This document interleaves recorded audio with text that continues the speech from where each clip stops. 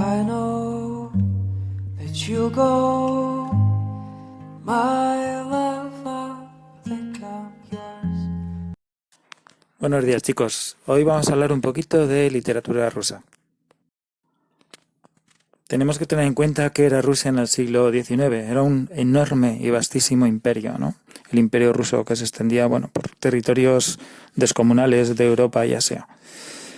Es una sociedad muy tradicional, gobernada por los zares, ¿no? Que eran la cúspide del poder.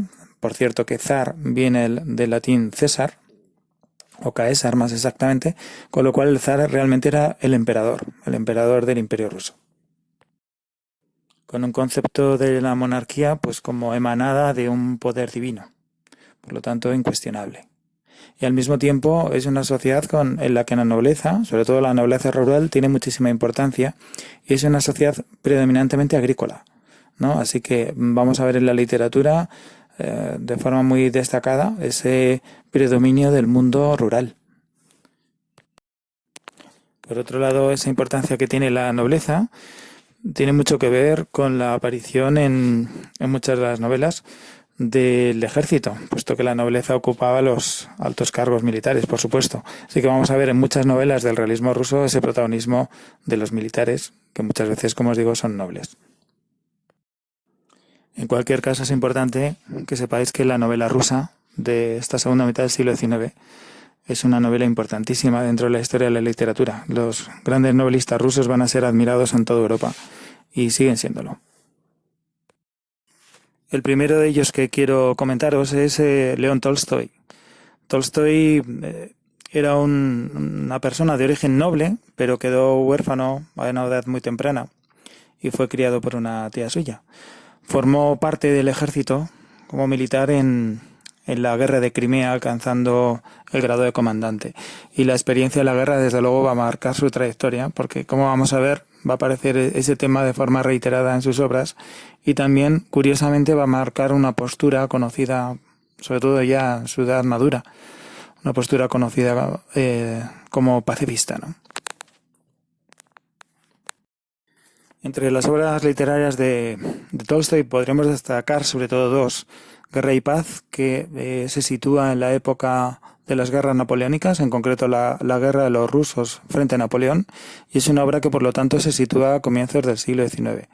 Es una obra absolutamente magistral.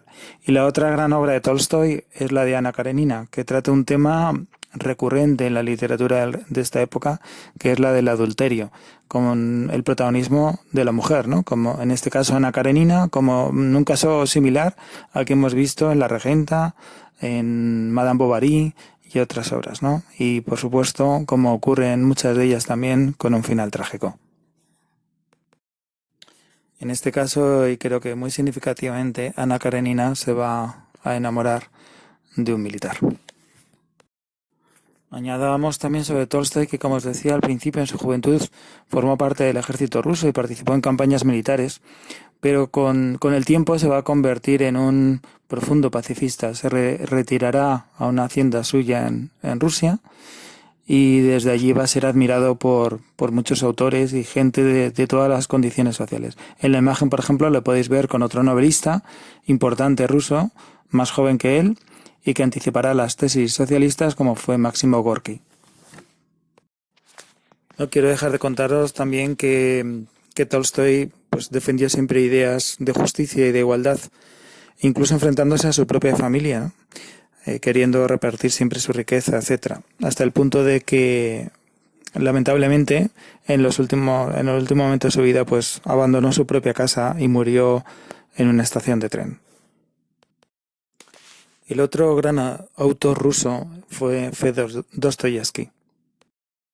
En este caso tenemos un autor que cuando estaba empezando a tener un cierto éxito literario en su juventud, fue acusado de participar en una conspiración contra el zar Nicolás I y fue llevado a Siberia, donde estuvo condenado durante varios años, 4 años, a trabajos forzados. Sin duda esta experiencia es fundamental en su obra, porque la obra quizá más importante, Crimen y Castigo, hace referencia también a esos episodios. La historia de Crimen y Castigo nos narra la historia de un asesinato, digamos, injustificado, ¿no? En la que el protagonista, Raskolnikov, pues mata a una anciana, digamos, intentando compararse con los grandes personajes de la historia, a los que también los considera asesinos, ¿no? Napoleón, entre otros. Digamos que hay una especie de justificación teórica sobre la idea del asesinato.